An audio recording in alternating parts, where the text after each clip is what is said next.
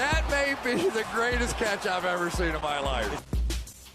Alright guys, yesterday I made the buy low wide receivers video. Today I'm going to talk about some running backs who are not properly rated in Dynasty for a multitude of reasons, but thank you for the great support on the last video. Thank you for the new subscribers, and thank you for the likes. I mean, I appreciate every like, comment, even the comments that don't agree with me. Those are the ones I generally appreciate the most, especially when y'all take the time to go out there and write about why I was wrong on a specific thing or why you disagree with me.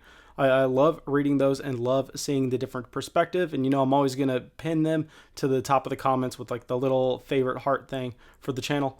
But now let's talk about some running backs.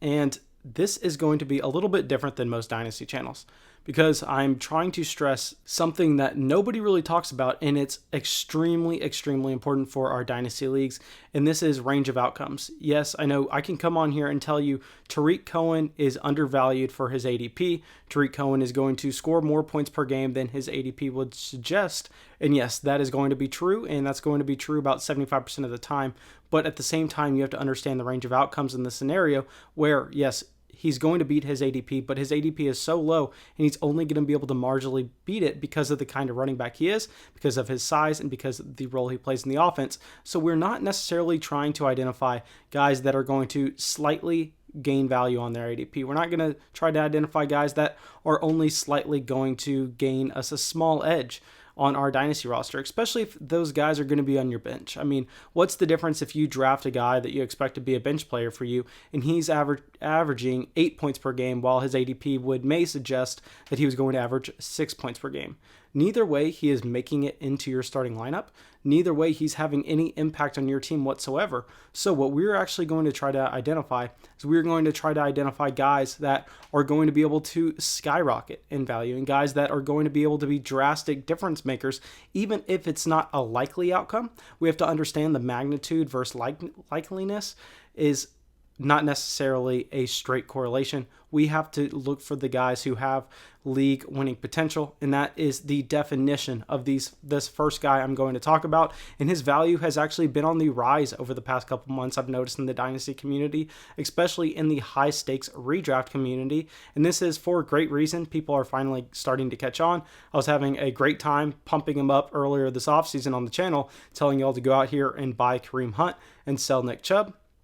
Now his price has reflected that most people are onto this. Most people kind of realize that Nick Chubb going at the end of the first round of Dynasty startups was a horrendous pick, and Kareem Hunt lasting until rounds 9 or 10 was just an outright steal for a multitude of reasons. Now let's talk about Kareem Hunt's overall situation, which he's facing in Cleveland.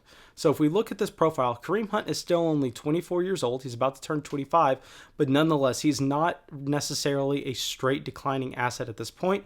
He does not fall into the bucket of players that no matter what they do in 2020, their value cannot increase in 2021. And that's something we like to see on the Kareem Hunt prospect profile box in terms of buying him in Dynasty. Now we go to his current situation, at least his contract year. And I mean, that's exactly what it is. It's his contract year. He's going to be in Cleveland for one more year, then he's an unrestricted free agent. And I know that running back unrestricted free agents tend to be a little bit overvalued because the NFL would rather go out there and draft a rookie running back at a cheaper price to replace that player. But at the same time, we have to understand and we have to look forward and realize that this 2021 rookie running back class is not necessarily anything we've seen in terms of special talent, especially if we compare it to the 2020 rookie class. Things are going to change. Things are going to look different a year from now. But if we are projecting out right now, it looks like Kareem Hunt is going to be hitting the market as a top premier running back in the league. And at the same time, he's not going to have too much competition looking for a job. And lastly, if we're looking at this profile, we have to acknowledge the fact that Kareem Hunt has been a top 5 Dynasty pick before. Kareem Hunt was going in the mid to early rounds of, early round 1 of startup drafts before we saw his entire situation kind of get derailed with the domestic violence incident. Now, let's talk about what we can reasonably expect for Kareem Hunt in 2019 and his range of outcomes, because I say it all the time, we're not necessarily looking at the median outcome. I know that's how most projections are done. That's how most people talk in terms of these players, but we want to look at the range of outcomes.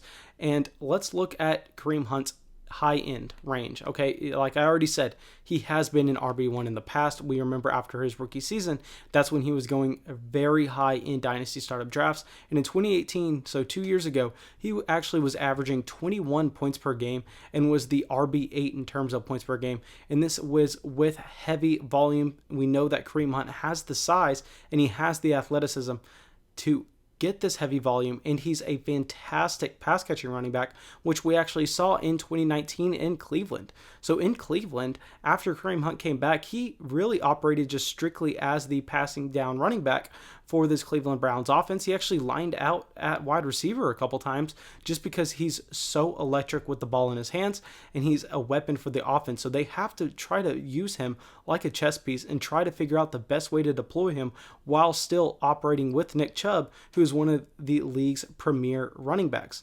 So if we look at weeks 10 through 16, which is when Kareem Hunt was in this Cleveland Browns offense, we see Kareem Hunt average about 13.5 fantasy points per game, which was good for the RB23 during the span of points per game. And then if we look at Nick Chubb was actually only averaging 14 points per game, which put him at the RB20 in terms of points per game. So I think this is safe to say that we are experiencing Kareem Hunt being priced at his floor. I think his floor is a low-end RB2, a high-end RB3, and if we look at his ceiling, in my opinion, is a top 5 running back in not only Dynasty, but in fantasy football in 2020. And let me rephrase that. Even if he blows up, even if Nick Chubb gets injured this year, and he does become, say, the RB3 or RB4 in 2020, his dynasty value will not be top 5. That was a little misleading when I said that. Let me backpedal and try to correct that. But nonetheless, the point still stands true. Kareem Hunt has the potential to be a top 5 running back in terms of points per game in 2020 if anything happens to Nick Chubb. And if nothing happens to Nick Chubb, it's safe to assume that Kareem Hunt is still going to be getting used in the passing game, similar to a James White, and be getting low-end RB2, high-end RB3 production, and you're going to be able to put him in your flex spot. So it's a guy that has the perfect combination of floor and ceiling. And yes, obviously, if Nick Chubb stays healthy the entire season, Kareem Hunt is not going to live up to his ADP. He's not necessarily going to completely tank you because he is not a strict handcuffed running back. He's going to be able to be a little useful for you, but you're going to pay a price that's not going to really match his production. But like I said, we're not looking at median outcomes. Let's try to put a gauge on what realistically, what do you believe the chances Nick Chubb misses 6 or more games in 2020? I mean, I would put those odds at what, 35, 40%?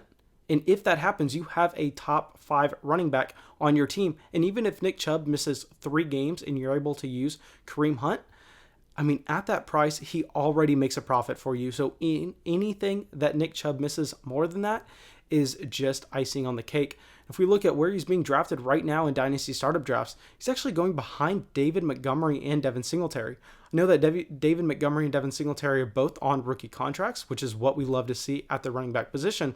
But like I'm talking about with range of outcomes here, if David Montgomery hits his 90th percentile outcome, what can we expect? A high-end RB2, a low-end RB1? I mean, he can handle the workload, but he's not athletic enough, and he can't be explosive enough to really ever be a top dynasty back. And Devin Singletary, I'm tired of talking about Devin Singletary. His 90th percentile outcome is also, I would just say, a high-end RB2 and maybe even a mid RB2. I mean, he's not going to be getting the goal line work. Yes, he may get passing work, but we want to see pass-catching running backs with stationary quarterbacks like a Matt Ryan, like a Phillip Rivers. We don't want to see it with a running quarterback like a Josh Allen, especially when Josh Allen is big enough to go out there and take goal line work himself and to hold up throughout the entire season in terms of rushing the ball. Now, let's go to a guy that's going to cost you significantly less, and there's a good reason he's going to cost you significantly less, because I'd say more times out of not, you're never going to be able to start this guy, and he's never going to be an impact player for you, but this is Damien Harris. So Damien Harris is 23 years old. He was just selected in the 3rd round of the 2019 NFL Draft.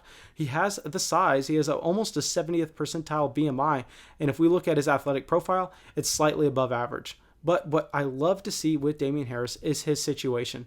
So yes, he was not able to get on the field year 1, but now we're looking at him going into year 2 in a New England situation where Sony Michel is the starting running back. And I'm sorry to say it, I'm sorry for anybody that I advised to go out there and buy Sony Michel last offseason. I perceived his value dip was a good spot to go in there and try to get him before his ceiling, and I completely whiffed. Everyone who was saying that Sony Michel was horrible was correct, and I'm willing to take that L. I mean, in 2018, we see Sony Michel have 209 rushes and only 11 targets for 4.5 yards per carry. So, I mean, not too bad. I mean, clearly he was just a one-dimensional running back, but at least with that one dimension, he was slightly above average.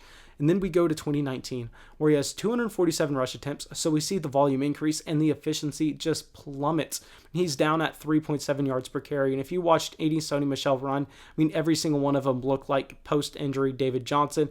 It was ugly. Sony Michel's known to have the arthritic knee. He's already had over 500 NFL touches, and at this point in his career, I know he was somewhat athletic coming out of college, but he has no athleticism now if you just watch any game. And I'm by no means am I watching a game and no more than the guy sitting next to me. But at this point, it's kind of common knowledge that Sony Michel has no juice and nothing to offer.